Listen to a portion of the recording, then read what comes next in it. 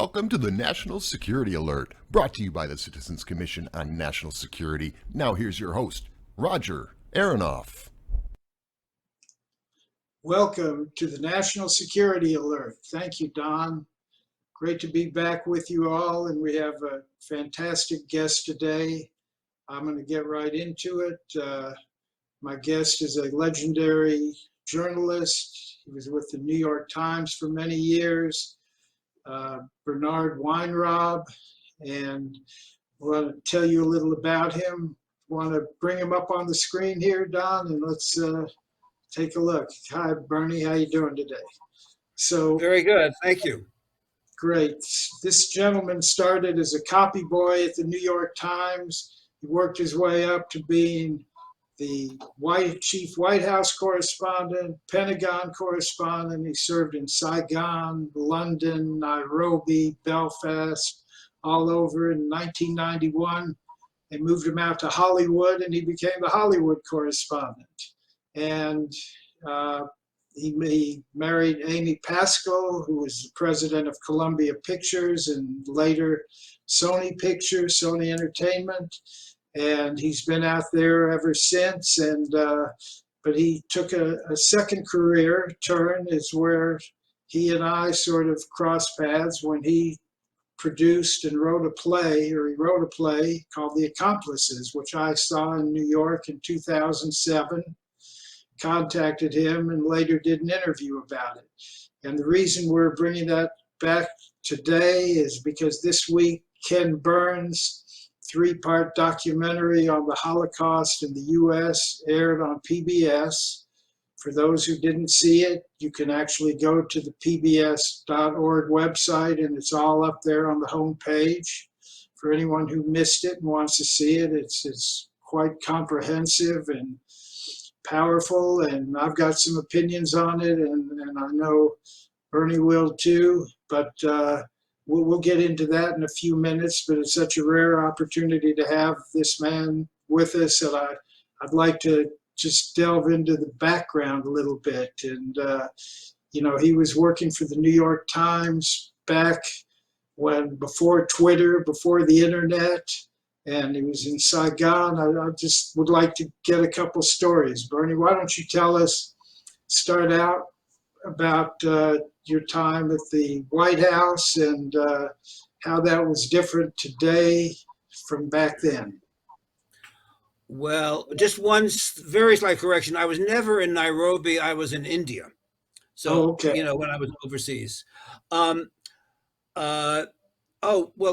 covered, I was overseas for a bunch of years, and then I went to Washington, and I covered with a colleague, I would say the last couple of years of Ronald Reagan and the first year or so of George Bush, Sr. And then during that whole time, I covered a lot of political campaigns, presidential campaigns, like essentially Walter Mondale, which was a bit like a death march, I guess, and other political. And I covered Jesse Jackson for a while, and some of the other, and Reagan, of course. So I covered a lot of politics, and then I decided after a while I just wanted to try. LA had always interested me, and the movie business had always interested me, and I just raised the issue with the Times, and by sheer coincidence, the fellow who was in LA for the Times covering Hollywood was leaving. I mean, I didn't realize it. He didn't like it here. And so I was given the job. And so I came out here and I covered Hollywood, or the movie business, for a bunch of years.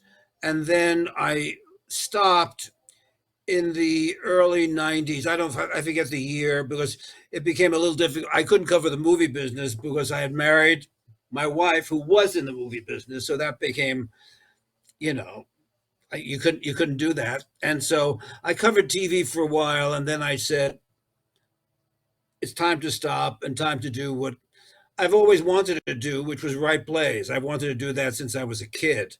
So I stopped and began writing on my own, and that was it, But I had a very good time and a very good. I was very fortunate at the New York Times. They treated me very well, and I've had no complaints about them at all. So, can you give us a story maybe from when you were covering Reagan in the White House, and again, how does that, from what you see today, covering the White House, how does it compare today to back then? Well, from what I've spoken to some people, not the White House people, but I've spoken to reporters now, and it's sort of it sounds like it's sort of day and night. Don't forget, in the early days, and I forget when we made the move, there were, believe it or not, typewriters we used, and then we had these funny laptops that you had to run to a telephone booth and connect it to two earplugs. It was all preliminary, but it was different. But the major difference, I gather, the major difference is that you're now under, if you're covering the White House or anything, you're under tremendous pressures because of the competition from Twitter, and all those sites, because obviously they were not around when I was there, and you used to write the story and send it in, and that was it. And now you write the story and send it in, and you immediately go and see what the Washington Post is writing and what Twitter is saying and what Politico is saying, and it's much more difficult now, and because you're always trying to catch up or equal what they're saying or whatever, and there's the negative side of that is, I think it leaves you less time to really dig and report because you're trying to catch up with all the competition out there. And when I was there, there was certainly competition, but the main competition we had was with the Washington Post, and I didn't see the Washington Post until it was published, and or I would hear about it when it came out at night. But now it's totally different, and they're always chasing Twitter or whatever it is that's coming up online, and there's very little time to sit back, I think, and think about things. You're just trying to make sure you're on the mark and you're equal to the competition and all of that. And I think that makes it much harder. So, being from the New York Times, the paper of record, and you've just been through the Pentagon papers and all that in the 70s. So now you come along with Reagan. Did you have special access because you were the New York Times? And what are your memories of Reagan? I mean, how would you describe him from your involvement with him? With with Reagan and Bush, and then there was Mondale and Jesse Jackson too, and some others. There was, I guess, if you were from the New York Times or the Washington Post, but also with Reagan and Bush, they paid a lot of attention to the networks too. They were very important. CBS and NBC and ABC, and I guess CNN was coming along. I didn't feel any sense of special access, although there was some, certainly. If you wanted an interview or if an editor came in from New York, you would generally be able to get to see Reagan or Bush.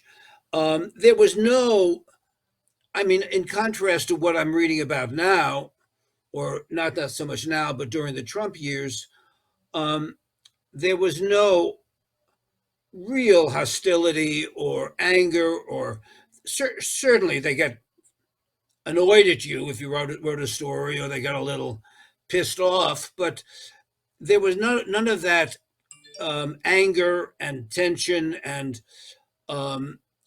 dismissiveness that we saw during the Trump years toward the press. And there was a real hostility then, clearly. And with Reagan and Bush and everybody else, there was you were in the same room, and there was no real hostility, and you got to know them all. I mean, the staff, and you got to know the presidents a little, not well, of course, but you got to know them a bit.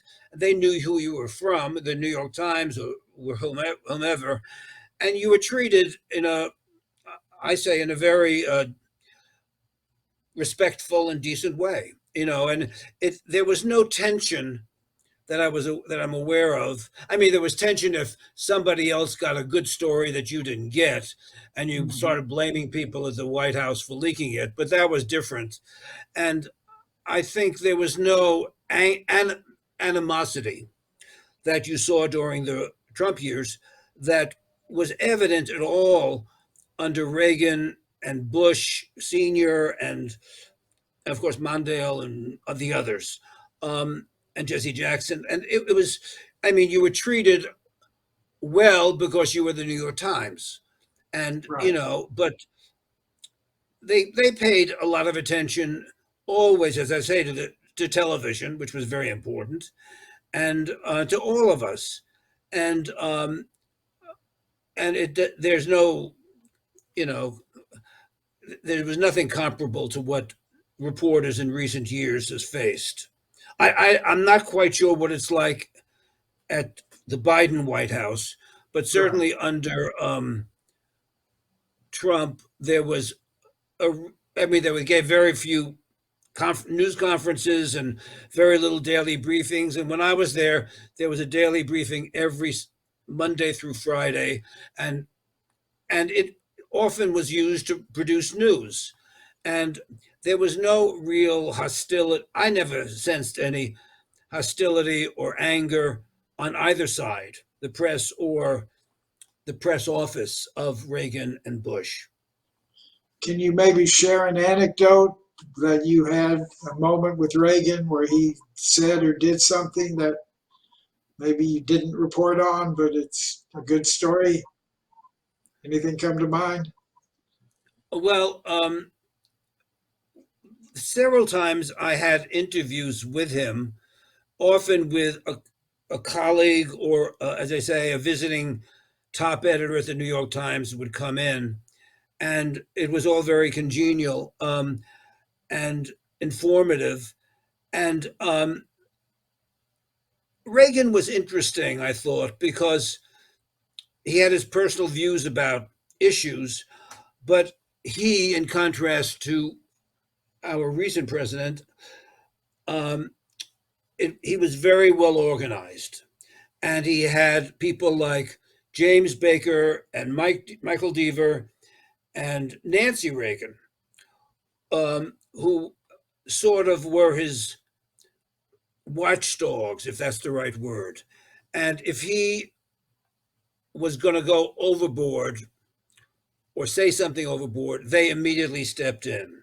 I mean, Nancy Reagan used Deaver and Baker as her consigliere, if that's if that's the right phrase. But Nancy and Reagan and Baker and Deaver and people like that were centrist, and they often made sure that Reagan was centrist too, even when he sometimes he made some disastrous mistakes that they had no control over. I mean, he went to the Nazi cemetery, the German cemetery at Bitburg, which caused a big storm.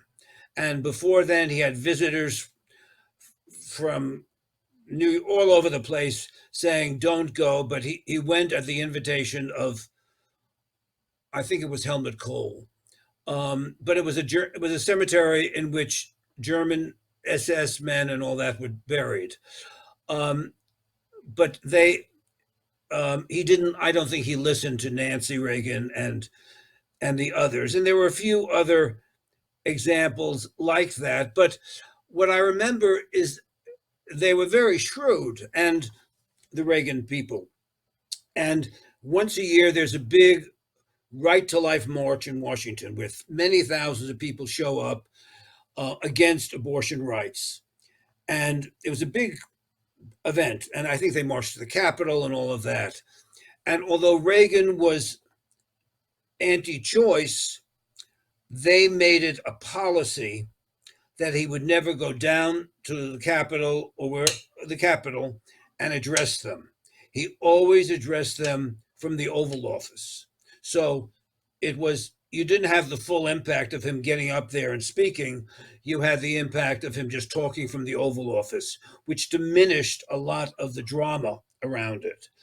And that, I'm sure, had something to do with, I think, it had something to do with his advisors and perhaps Nancy Reagan and all of that. They always were very careful about how far he should go and how far he should follow his natural impulse or not, How about Saigon?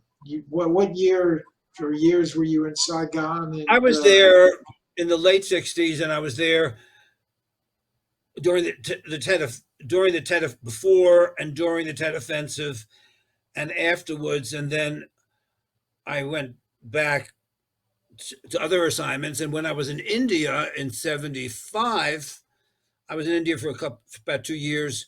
The Times sent me back to Saigon. The Times had a full bureau there, of course, with 3 or 4 people, but it was evident that it was collapsing. They didn't quite know. Nobody knew the timetable, and it was much quicker than anybody thought. But I went back there as just an extra reporter to cover what seemed to be inevitable, which was the collapse of the Saigon regime and the takeover by North Vietnam. And I went back there, as I say, I was there for several weeks, and toward the very end, the Times pulled people out who had families, and I had a wife and then a little daughter in India, and so I was pulled out with some other people who had families. They just didn't want to take that risk. But that was a very interesting and powerful experience, just going and watching and seeing the collapse of this regime.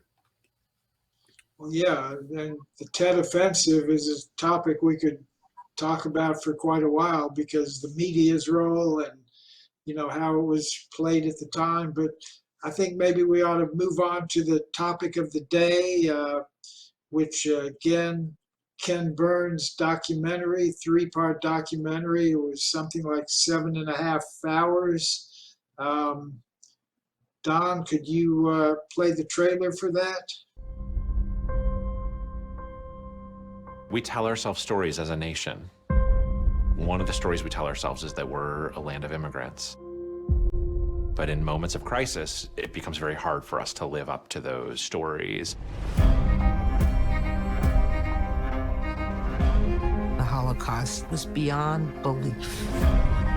People just disappeared. The primary goal was to get to the United States. But the golden door was not wide open. We are challenged as Americans to think about what we would have done, what we could have done, what we should have done. In our better moments, we are very good people, but that's not all there is to this story.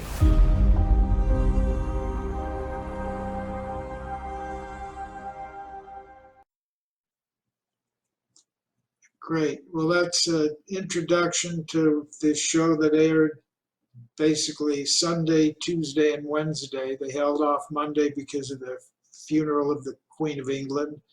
But again, Bernie wrote a play, The Accomplices, that I saw in New York back in 2007. And so he was obviously drawn to this subject as well. And I'd like Bernie for you to talk about, again, how you came to write that play. And there were a couple of major features about it, about FDR's role and what he did do and what he didn't do, as well as, then we'll get into the media coverage of it, particularly the New York Times. So why don't you? Well, that was interesting.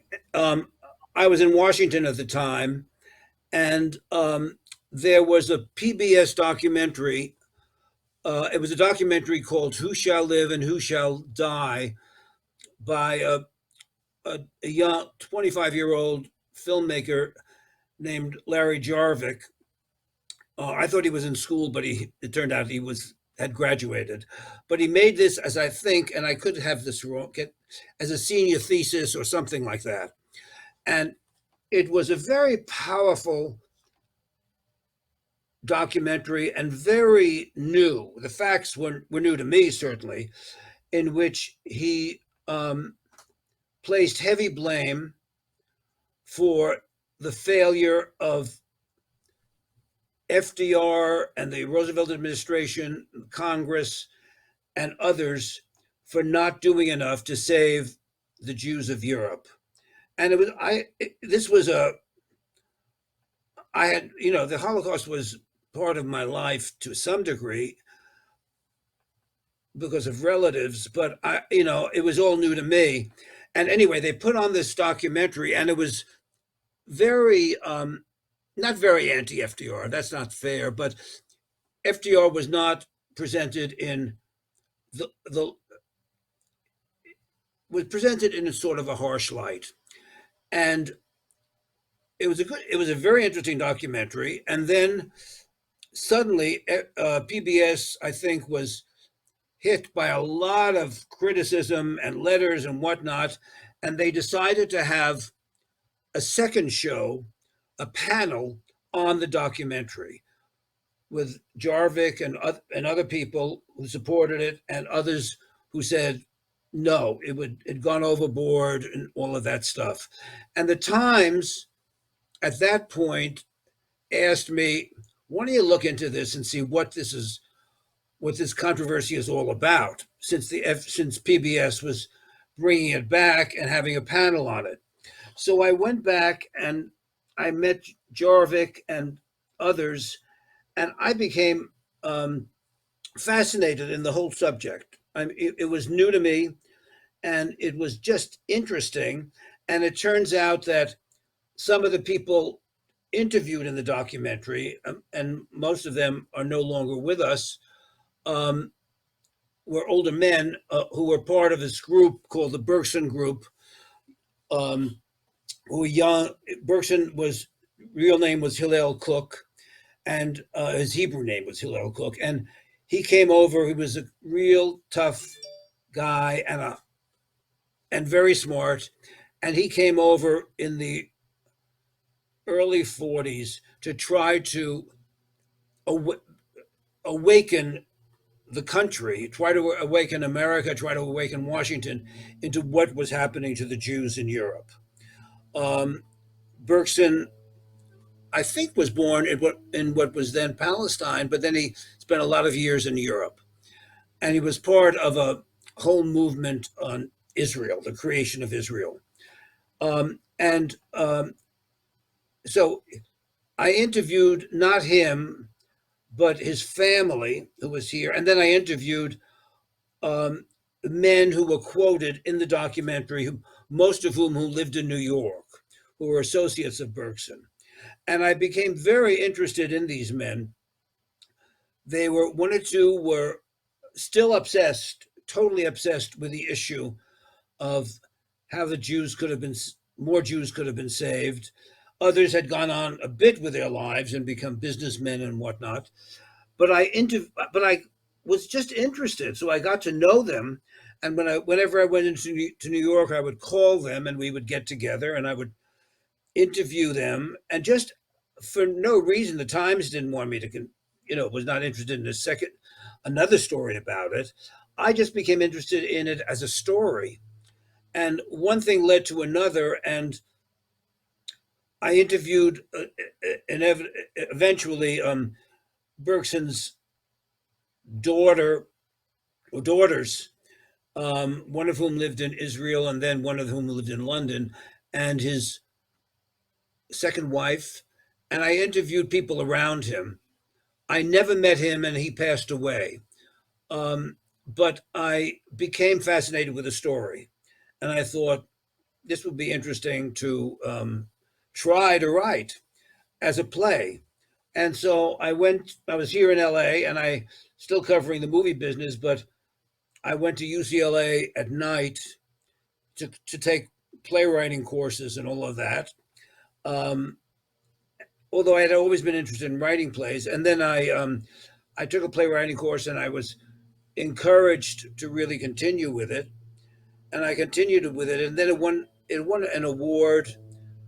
I'm sorry I forgot the name of the award. I won an award which led to other people reading it, and which led to a reading of it downtown in Manhattan at one of the off-Broadway theaters, and that led to the New Group, another very good Manhattan theater on East 42nd Street, wanting to do it.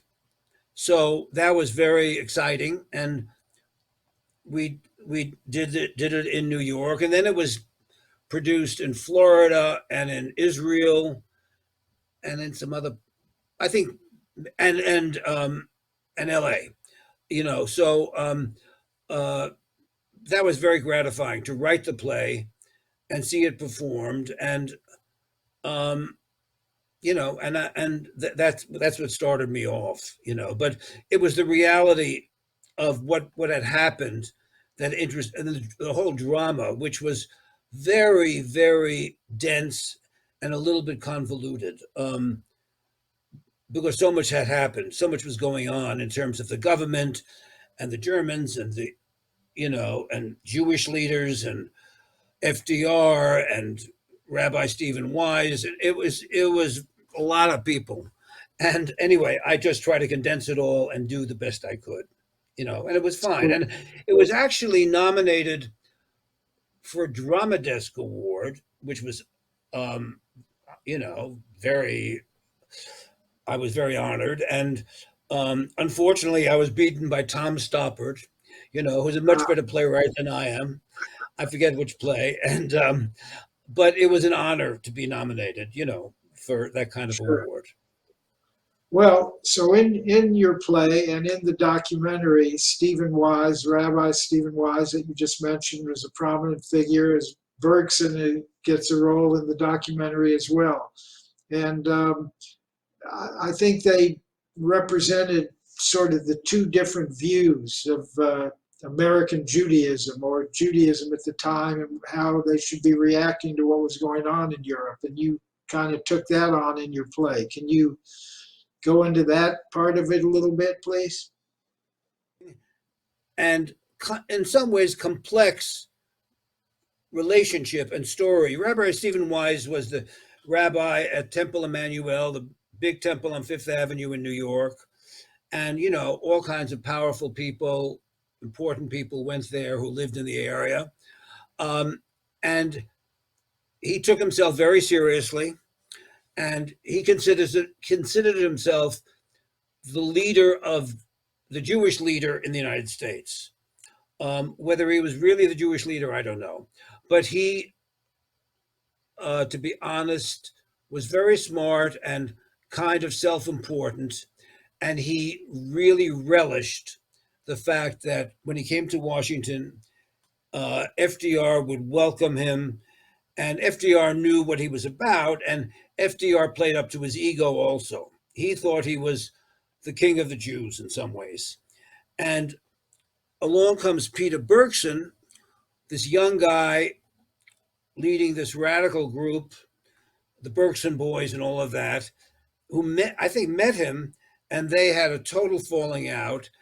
And Bergson basically said to him, and I don't have the quote, why don't you do more? Why don't you complain to FDR? Why don't you just do more about what's happening right now to Jews in Europe? And Wise said, I trust FDR. FDR is very good for the Jews, and I don't want to do it. I don't want to infringe on his time and use my position to try to pressure FDR. And it damaged, in the long run, Wise, because eventually he obviously knew what was going on. He obviously learned more and more what was going on. And yet he was afraid of afraid of confronting FDR as directly as he wanted to, although he did confront him a bit. But Bergson went to Wise and said, "What are you afraid of? You're on Fifth Avenue. There's no pogrom outside the synagogue. Women aren't being raped by German soldiers outside here. You're living in New York. Why are you so afraid of dealing with this?"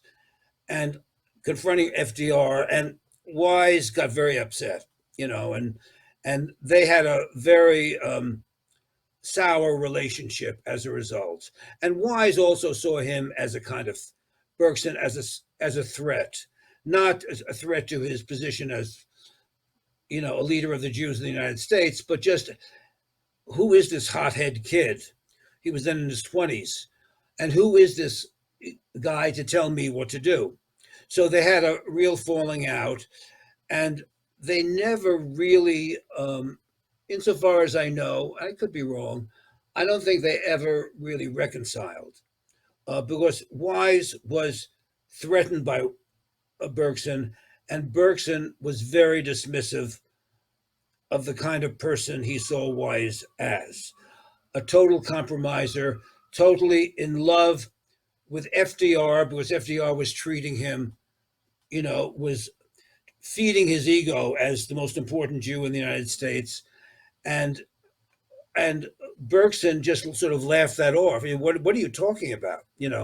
And so there was this meeting of two totally separate personalities and people, and they never really got along. And then increasingly, Wise became more and more angry at what Bergson and his group were doing, in terms of pressuring Congress, in terms of getting full-page ads in the New York Times and other places, in terms of especially creating these Madison Square Garden rallies, one of the most famous being "We Shall Never Die," which toured around the country, and which was written by Ben Hecht and I think Morse Hart, had all kinds of well-known actors in it, including a very young Marlon Brando, but other well-known actors.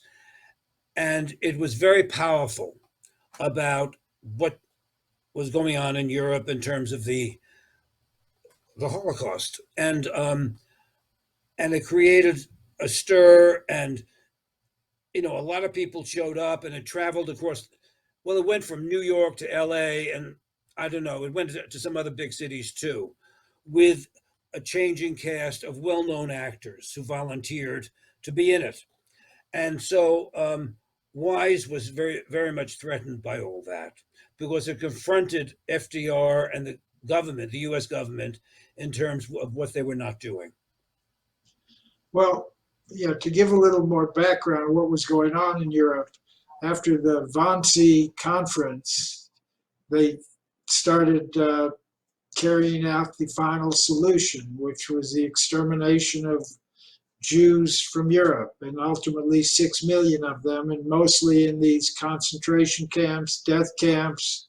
Many were gassed, many were worked to death, many were shot, and they were mostly in Poland where this went on, and this was what was happening. And there were initially, as the documentary shows, when things started turning against the Jews, but before they got to that point, there were some reports about it, quite a number in the US press. But once this started, this total extermination process of Jews, which you hate even to use the word extermination, but yeah. Well, after the Wannsee Conference, after the Wannsee Conference, by December 1942, as early as that, FDR was fully aware of the extermination plans and what the Wannsee Conference was all about.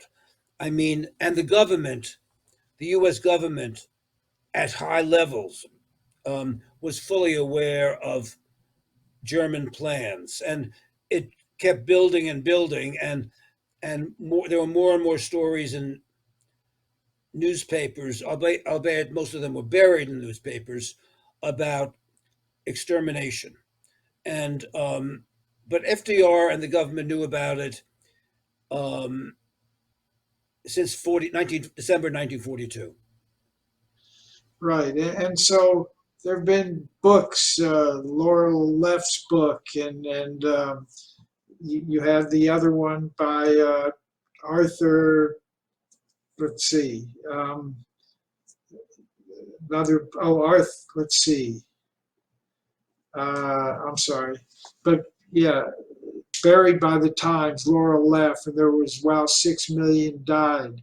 And so it was known what was going on, but and then there was the episode, the St. Louis, the ship that went to Cuba was turned away, then turned away by the U.S. So why would FDR, if he was so positive and friendly toward Jews, allow this to happen? And to me, a big part of watching this documentary is Ken Burns wanted to sort of rehabilitate FDR from that reputation. So, well, that's sort of, I thought the documentary was very valuable in terms of bringing back, after all these years, attention to what happened and didn't happen in World War II toward the Jews. And I think, it certainly had the intention of renewing interest by a whole new generation of people. And I think in that sense, and the film footage was very powerful and all that. The dividing line in all of these documentaries and books, and there have been a lot of books, is FDR. And some people say FDR did all he could, and other people say FDR did as little as he could and was well aware of the murders taking place and did nothing to mitigate that. The best book written, Laura Leff's book, Buried by the Times, was about how journalism at the Times and other newspapers covered the story. The best book written by far, and there are a lot of books written, was called The Abandonment of the Jews by David Wyman, who was a scholar, who was a teacher at, I think, University of Massachusetts. I don't know which campus. And he was a historian. He was the son of Protestant missionaries, so he had there was no personal, I don't want to say personal interest, but he did not come from a group of Jewish authors. And he worked 16 years on the book.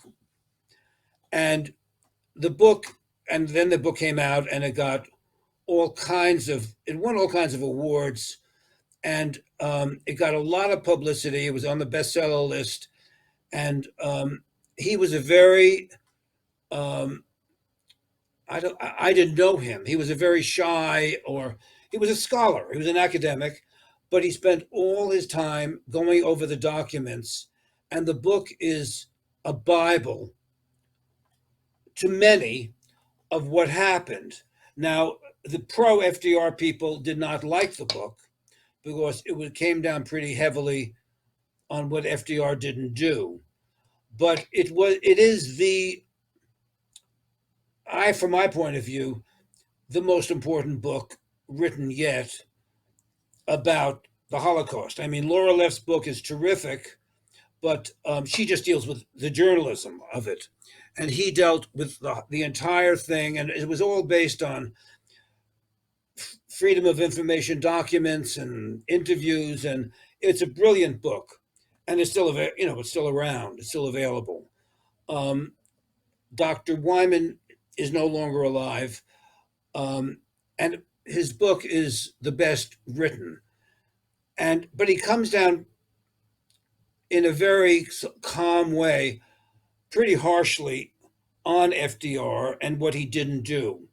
And the thing about FDR, which the pro-FDR types never point out is that FDR's State Department had a whole group of people run by his appointee, Breckinridge Long, who was appointed to run the visa section. He was a politician, a fundraiser for FDR from the South, I forget which state, and he was appointed ambassador to Italy, where unfortunately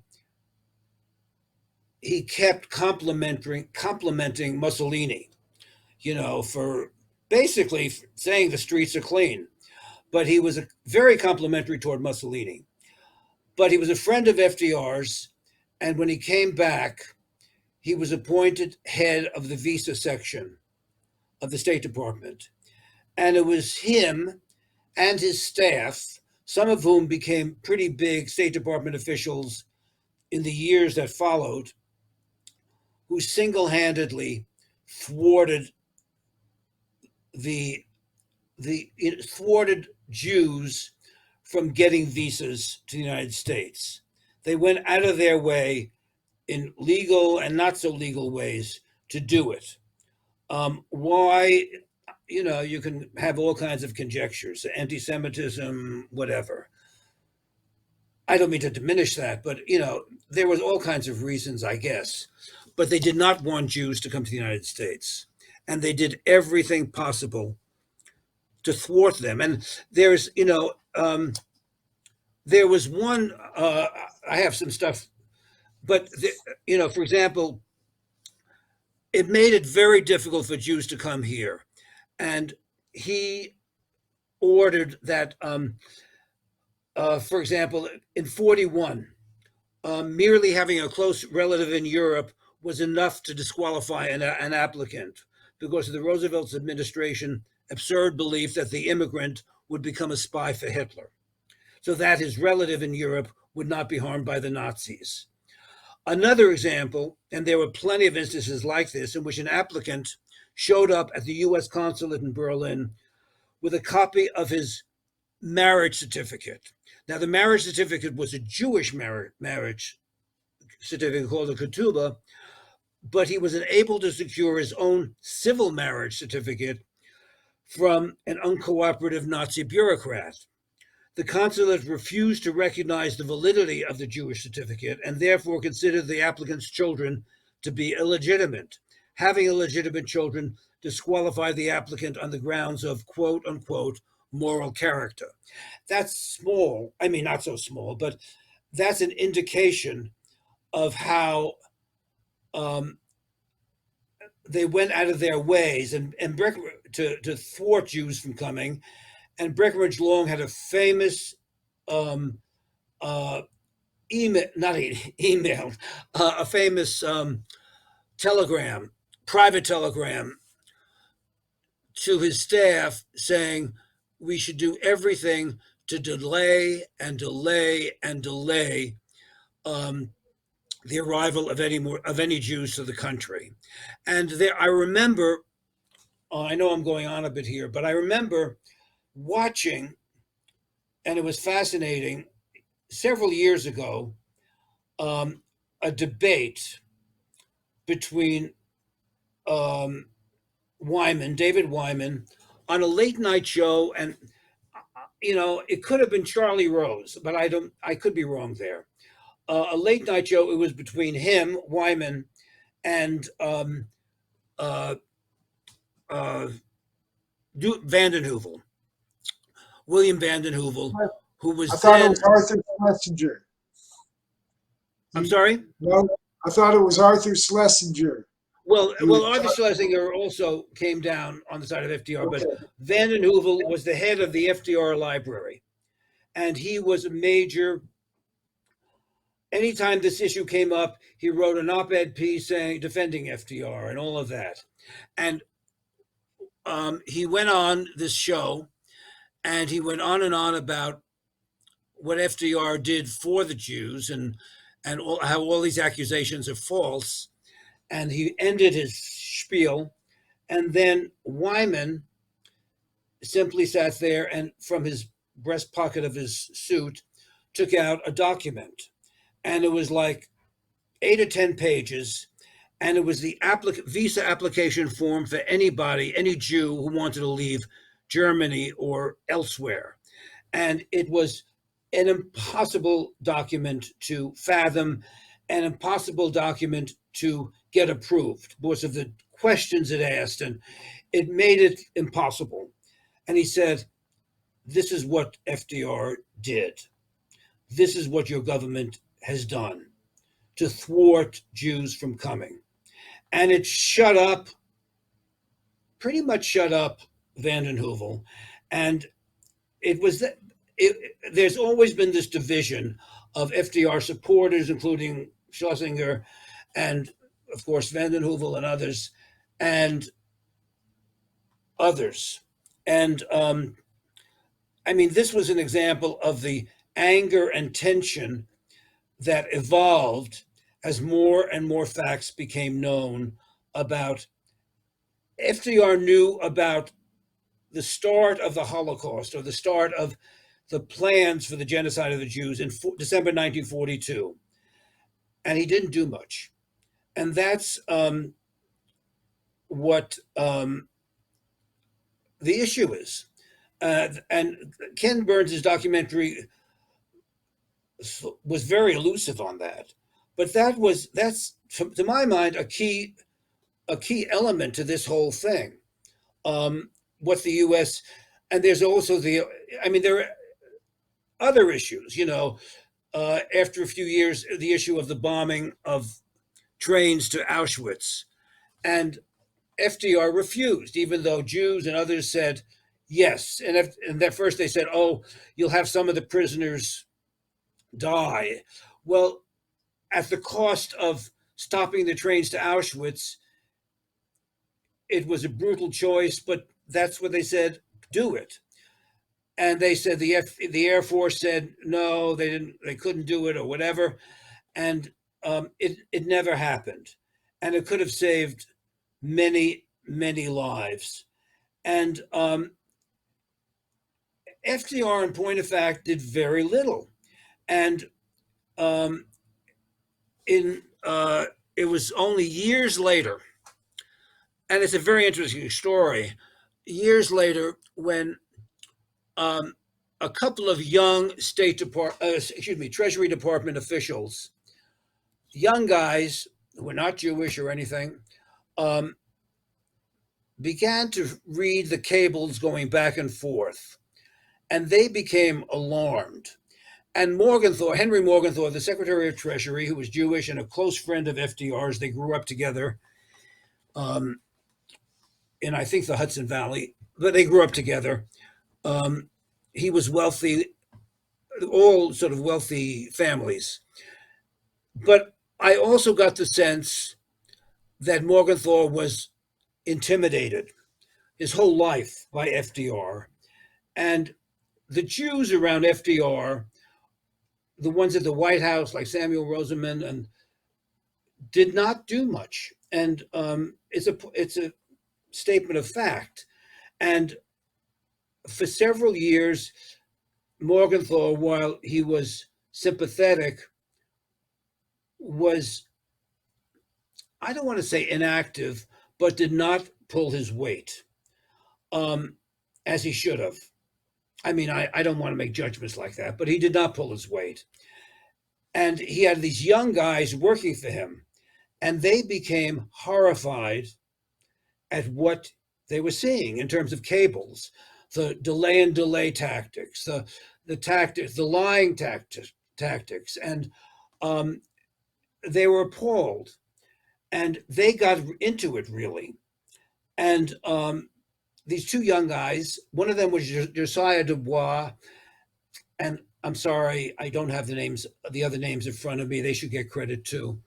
But they became horrified, and they became so horrified that they went to Morgenthau first and said, we have sat down and have written a report on the acquiescence of the acquiescence of the FDR administration in the murder of the Jews. I mean, I may have one or two words wrong there, but that's what it basically said. And unless you appoint a war refugee board to deal with this and take it out of the hands of the State Department, we will go public and issue this report, which is devastating, and resign from the Treasury Department. And they went to Roosevelt. And Roosevelt, in turn, I mean, it was sort of high-class blackmail, but it was blackmail. And Roosevelt did not, the last thing Roosevelt wanted was this report issued on the eve of, I think, the 44 election or whatever it was. And he said, okay, we'll appoint a refugee board. And that was the beginning. I mean, it took refugees out of the hands of the State Department to a large degree, and they were able to save, I think the figure was 200,000 people. I'm pretty sure that's correct. I have it written, but I can't find it. But they saved a lot of people. I mean, comparatively speaking, it wasn't comparable to what they felt they could have done. And both these guys, and especially Berkson and others, felt a sense of failure because given the scale of what happened, 6 million people, saving 200,000 people, while extraordinary, could not compare to that other figure.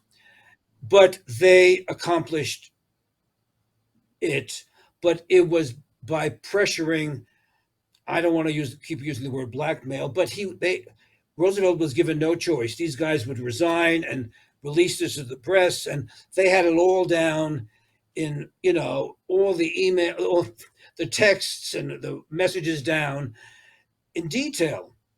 And FDR was forced to create this board. And that was sort of the beginning of the end of Breckinridge Law. So your play also, that's one dimension which you just covered beautifully. But what about the New York Times? I mean, here again, you were with the Times for years, obviously had a great career there, and yet you were willing to take them on for their role during that time. So talk about their role, and was it a moral dilemma for you to go after them in your play? Do you feel you were going after them? Talk about that aspect of it. That much, courage to go after the New York Times on their Holocaust coverage. In recent years, I don't know if it was probably after my play, but maybe it was around the same time, two executive editors, A.M. Rosenthal and Max Frankel, his successor, wrote very powerful pieces and very good pieces about the failure of the Times to do anything and don't ask me why, because then you're getting into psychological and complex issues about being Jewish and the Times being not wanting to be seen as a Jewish paper, and the Sulzberger's sort of ambivalence about being a Jewish-owned paper and bending over backwards and all of that, about not being. But this is from Frankel's article, which he wrote in 2001. It's a very good article, and he says only 6 times in nearly 6 years did the New York Times front page mention Jews as Hitler's unique target for total annihilation. Only once was their fate the subject of an editorial. Only twice did their rescue inspire passionate cries in the Sunday magazine. And the New York Times buried the stories to a shocking degree inside the paper, page 10, page 12, page 7, little stories about 700,000 reported dead, that kind of thing. and they never responded to what was going on. And the word Jews was barely mentioned, if ever mentioned, on the front page. It was always refugees. Inside the paper, Jews were mentioned. Here's one from the Frankel article saying, on June 13th, 42, the threat became official. Nazis blamed Jews for big bombings, and a headline on page 7. The accompanying article quoted Joseph Goebbels as vowing that the Jews would pay for German suffering, quote, with the extermination of their race in all Europe and perhaps even beyond Europe. 2 weeks later, that was on page, what did he say, page 7. 2 weeks later, 2 paragraphs appended to the end of a related article brought the news that, quote, probably the greatest mass slaughter in history, unquote, has already claimed the lives of 700,000 Jews in Poland. A slaughter employing, quote, machine gun bullets, hand grenades, gas chambers, concentration camps, whipping, torture instruments, and starvation.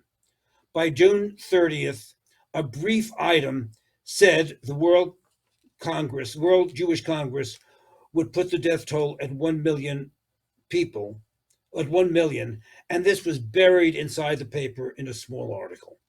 And so you had that,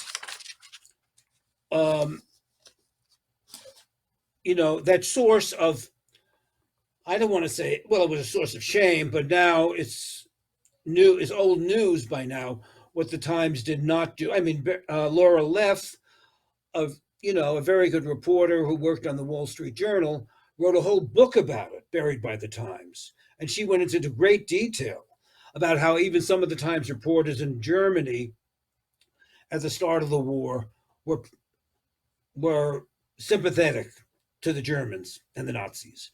And so the Times coverage was horrific of the Holocaust. And it has never been able to, I don't want to say it never been able to recover, but it has never been able to deal rationally with what they didn't do. And when the question of why, as I said before, becomes very complicated, and I don't want to go there, but it becomes about being Jews, about perhaps being ashamed of being Jewish, about living on the Upper East Side and being an elite Jew and not wanting to be seen. It's a complicated issue, and I don't want to psychoanalyze the Sulzbergers for what they did not do during World War II. Right. I want to make one more comment. You can comment on this or not, but the part that disturbed me about the documentary was toward the very end, and I've seen Ken Burns on a couple shows this week on with Stephen Colbert and on with Chris Hayes, and he seems to be implying, at least I infer from what he's saying, that he makes the point that history doesn't repeat necessarily, but it rhymes. And he shows at the end of the documentary clips of January 6th and the Charlottesville, and seems to be making a clear implication that we might be living in this era again if we're not careful, and suggesting some way that Trump is not, if not Hitler, he's taking us in that direction. And I found that a bit outrageous myself. But so if you want to comment on that or make any final comments on the documentary, and then I got one other topic I want to raise with you, which is your second play. But let's wrap up the this topic first. Anything else you want to say about the documentary or the issues? There was the recent photo also of, that you didn't mention, of a large group of supporters, Trump supporters, raising their hands as in Heil Hitler. But I think one can go too far in making comparisons. The United States is not is not Germany, and who knows? I mean, I can't predict anything, but it's. I think it's making quite a leap to say we're in danger of becoming becoming like Germany in the 30s and the 30s and 40s. I mean, the Times itself had a terrific article last week by David Leonhardt on the front page about the threats to democracy. And there was a very, very, very intelligent article. And he points out, he didn't use, I don't know. He didn't use a German analogy, but maybe he did. I don't know. But it was very well done, very sober, very carefully written, and very frightening.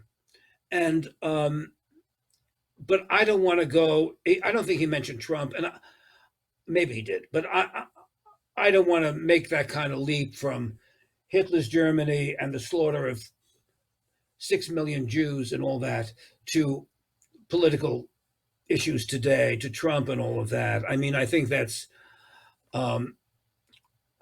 frankly, I think that's kind of facile, and I don't, maybe people will disagree and okay, but it's quite a leap to make from Hitler to Trump, and Trump may be worrisome, but I don't think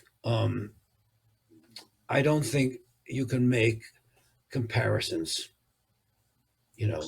Right. So let's, if you care to talk about, you had a second effort as a playwright called Fall, about Arthur Miller, and it was controversial, but I didn't get to see that one, but I would like to have. Fascinating, and if you want to talk about that, tell us a little about that, and then we'll go ahead and wrap this thing up shortly after that. But tell me about your experience as a playwright for a second time. Huntington Theater. It got a very, very good review in the Boston Globe, and the Times sent one of their critics and hated it in a weird way, but I don't want to go into that. But it's a very interesting play, and it moved a lot of people, and I keep getting mail about it or emails about it. And it's based on a true story. The story was initially in Vanity Fair a bunch of years ago, and it was how Arthur Miller and his wife, Inga Morath, the photographer, had a child. They had one child, Rebecca Miller, who's now married to Daniel Day-Lewis. And then they had a son who was born with Down syndrome. And at the time, I don't know how old the son would be now. I don't know. He's a grown man. And it was Down syndrome, but it was not severe Down syndrome, where I think he works, he has a job, he works somewhere. But Arthur Miller and his wife decided to essentially erase the son out of, well, I was going to say out of shame, but I guess so. And he was never mentioned in any of Miller's biographies. He was never mentioned in Who's Who. He was never mentioned in, I mean, he essentially was erased from Arthur Miller's life. And and then there was a certain moment when the son almost did confront Miller on a stage, and it was a very dramatic moment, but to my knowledge, Miller had never really seen the son until then and didn't see the son for the rest of his life. I think his wife, Inga Morath, did at certain points go and visit him. And I think the son is now, or has been in touch with, or has a some kind of relationship with Miller's daughter, Rebecca Miller. But what interested me was Arthur Miller, who was a pillar of society, who always lectured on what was right and what was wrong, who always wrote about fathers and sons, and who was criticized quite often as being, as lecturing us. And that's what his main critics said. They were tired of Arthur Miller's lectures, but he was a great playwright. He wrote, Death of a Salesman and some other interesting plays, but he never touched on this subject. And people said, in talking about it, that that this could have been his greatest play. But that's not for me to, who knows. But the story of the personality and the man who was a moral arbiter, who told us what was right and what was wrong, who was a judge of people and people's actions, and his treatment of his son interested me. It was not some kind of, Arthur Miller was unusual. He was, a great playwright, but also, like Ibsen, a moral arbiter in some ways. And to have his son dismissed and erased was fascinating to me. So that's why I wrote the play, Found him And it's a good play, hypocritical. I must say. So is it online anywhere? Can people read it, see it? Or what about your other works? How would people, if they want to learn more about you, read more of your work, see your, It may be online. The Accomplices certainly has been published. There are scripts out of it. The Times essentially killed it. What can I tell you? I'll be honest with you. The review just blah. His criticism was so bizarre that I never understood it. I made up lines. Well, everybody makes up lines when they write a movie or a play about real people. You'll ask any playwright or any writer here in Hollywood, or any playwright, when they're writing about real facts, a certain license has to be taken in terms of drama and in terms of dialogue. That's not really new, and it's never been new. So to take offense of that was ridiculous. I'm sure if you asked Aaron Sorkin, who's sort of king of and a very, very talented fellow, who's king of making real life issues like the Chicago 7 and all that into films, they certainly have made up their minds. And when I asked a screenwriter or two here who has done this and is very successful at it, they said, look, you do what you have to do to make it a movie or a play. You do it. And so you make, certain dialogue is made up. And anyway, that's, so I did what I had to do. And a lot of the fall was my imagination, because I didn't know about private conversations between Miller and his wife. I just didn't know.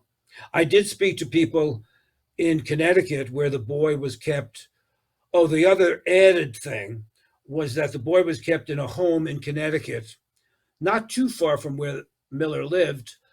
And the home was later the source of a front page story in the New York Times as being a snake pit. And it was horrific. And it was condemned and all of that. And they had taken their son out of the home in Connecticut to somewhere else. But the fact that they kept him in this place and knew what the place looked like and was pretty appalling to me. So, I'm making judgments here, but I don't like to make those kinds of judgments, but the facts are the facts. Well, I think that it's a testament to your character that you've gone after these sort of liberal icons. I mean, and you coming from the New York Times, it's rare, and it's, you being honest about whether it's FDR, whether it's the New York Times during World War II, whether it's Arthur Miller. And I think that's the beauty of Bernie Weinraub. You've had an incredible career in life, and I don't think of them as I never thought of it in that way as liberal icons. It's just that they were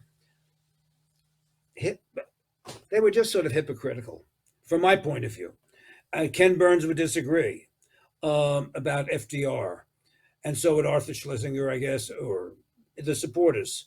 But that's how I felt, when they knew full well in World War II what was going on for years, and they saw all the cables. Tens of thousands were murdered yesterday, were taken to the gas chambers, and they did nothing. So that's what animated me. Yeah. Well, it's been great. Do you have any final thoughts before we wrap it up here on any topic you want to mention? Or no, I was very honored that you asked me, and I have all these. It was like cramming for a big exam. I have all these notes that I was trying to recall on my desk, which I haven't really used, about FDR and the New York Times then, and and what happened with Bergson. I mean, it's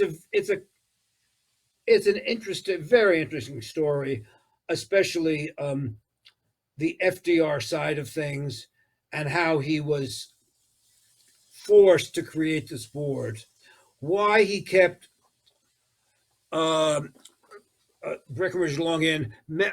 I just read when I was studying for this, this morning, scrambling, that Eleanor Roosevelt, who knew Breckinridge Long because he was a big fundraiser for them and all that, said, "But Franklin, he's a fascist."